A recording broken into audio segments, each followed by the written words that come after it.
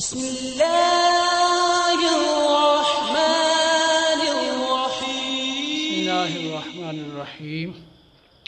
अस्सलातु वस्सलामु अलैका या रसूलल्लाह व अला आलिका व अस्हाबिका या हबीबल्लाह। आज का दर्स सीगों की अलामात के बारे में है। तो कुछ अलामात मादी के सीगों के साथ ख़ास हैं, कुछ मुज़ारे के सीगों के साथ ख़ास हैं। ठीक है, कुछ अलामात मुश्तरका हैं।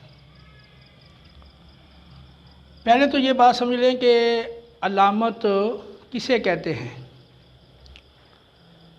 तो याद रखें कि फ़ा कलमा से पहले जो हरूफ ज़ायदा हैं या तो वो अलामत शुमार किए जाते हैं, और या लाम कलमा के बाद जो हरूफ ज़ायदा आते हैं वो अलामत शुमार किए जाते हैं, या फिर फ़ा कलमा से पहले आने वाले हरूफ ज़ायदा और लाम कलमे से बाद आने वाले हरूफ ज़ायदा दोनों को मिलाकर अलामत शुमार किया जाता है। माज़ी के अंदर आप जानते हैं कि फ़ा कलमा से पहले कोई ज़ायद हरफ सलासी मुजर्रद में नहीं आता। बाकी जो अबवाब हैं सलासी मुजर्रद के अलावा उनमें अगर के फ़ा कलमा से पहले हरूफ ज़ायदा आते हैं, लेकिन वो बाब की अलामतें हैं, वो सीगों की अलामतें नहीं हैं। माज़ी के अंदर जो अलामत है वो लाम कलमा के बाद आने वाले हरूफ ज़ायदा है। लाम कलमे के बाद आने वाले हरूफ ज़ायदा वो अलामत हैं माज़ी के सीगों में। तो इसका बिल्कुल आसान और सिंपल तरीका है कि आप गर्दान को पढ़ें और देखें कि लाम कलमे के बाद कौन से हरूफ आ रहे हैं।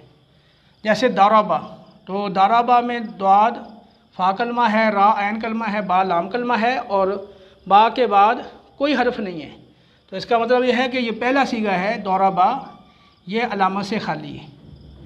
बाकी सीगे आप पढ़ें, दाराबा, दाराबू, दाराबत, दाराबाता, दरबना, दरबता, दरबतुमा, दरबतुम, दरबती, दरबतुमा, दरबतुन्ना, दरबतु, दरबना। तो यहाँ देखिए बा के बाद तस्निया मुज़क्कर गैर में अलिफ आ रहा है, लिहाजा यही इसकी अलामत है। और अलिफ से पहले हमेशा वो फ़तह ही आती है, तो लिहाजा आप इसको कह सकते हैं कि अलिफ मद्दा ये तस्निया की अलामत है, तस्निया मुज़क्कर गैर। और वाव इससे पहले ज़म्मा आता है, लेकिन बाद का तलील की वजह से फ़तह भी आ सकती है। तो वाव साकिन बा के बाद आती है। दाराबू में देखें बा के बाद वाव है, ये जमा मुज़क्कर गैब की अलामत है। ठीक है। और दाराबत में देखें बा के बाद ता आ रही है, ये ता साकना अलामत है वाज़ मुनस्स गैब की। दाराबता इसमें देखें कि बा के बाद ता आ रहा है, ये तस्निया मुनस्स गैब की अलामत है। दरबना में बा के बाद नून आ रहा है, ये जमा मुनस्स गैब की अलामत है, नून मफ्तूहा। दरबता बा के बाद ता आ रहा है मफ्तूहा, ये वाज़ मुज़क्कर हाज़िर की अलामत है। दरबतुमा में बा के बाद तुमा आ रहा है, ये तस्निया मुज़क्कर हाज़िर की अलामत है। दरबतुम में बा के बाद तुम आ रहा है, ये जमा मुज़क्कर हाज़िर की अलामत है। दरबती में बा के बाद ता मकसूरा है, ये वाज़ मुनस्स हाज़िर की अलामत है। दरबतुमा में फिर बा के बाद तुमा आ रहा है, ये तस्निया मुन्नस हाज़िर की अलामत है, और तस्निया मुज़क्कर हाज़िर की अलामत भी है, यानी मुश्तरका है दोनों के मबैन। दरबतुन्ना में बा के बाद तुन्ना है, ये जमा मुन्नस हाज़िर की अलामत है। और दरबतु में बा के बाद ता मज़मूम है ज़म्मे वाली, ये वाहिद मुज़क्कर मुन्नस मुतकल्लम की अलामत है, यानी दो सीगों की अलामत है, वाहिद मुज़क्कर मुतकल्लम और वाहिद मुन्नस मुतकल्लम। और जमा दरबना बा के बाद अलिफ ना आ रहा है, तो ये जो तस्निया मुज़क्कर तस्निया मुन्नस, जमा मुज़क्कर जमा मुन्नस मुतकल्लिम, यानी चार सीगों की ये अलामत है। तो लाम कलमे के बाद जो हरूफ ज़ायदा माज़ी के सीगों में आ रहे हैं, ये माज़ी की सीगों की अलामात हैं। ठीक है। तो जिसको गर्दान याद है तो उसको अलामात ऐटोमेटिक याद हो गई कि वो लाम कलमे के बाद देख ले कि जौन से हरूफ हैं वही उस सीगे की अलामत होंगे।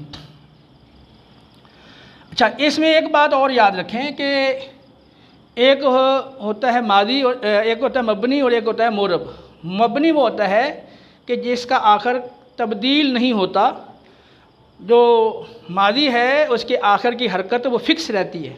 फ़तह है तो हमेशा फ़तह ही रहेगी, अगर ज़म्मा है तो ज़म्मा ही रहेगी, अगर सुकून है तो वो हमेशा सुकून ही रहेगा, कसरा है तो कसरा ही रहेगा। तो मबनी के जो आखिर है उसकी जो हरकत है वो बदलती नहीं है। तो मादी के 14 सीगे मबनी हैं और वो किस हरकत पर मबनी हैं? तो ये जो आखिरी 9 सीगे हैं जमा मुन्नस गैब से लेके जमा मुतकल्लिम तक, ये जो मैंने लकीर खींची है, ये 9 सीगे आखिरी ये मबनी बर सुकून है।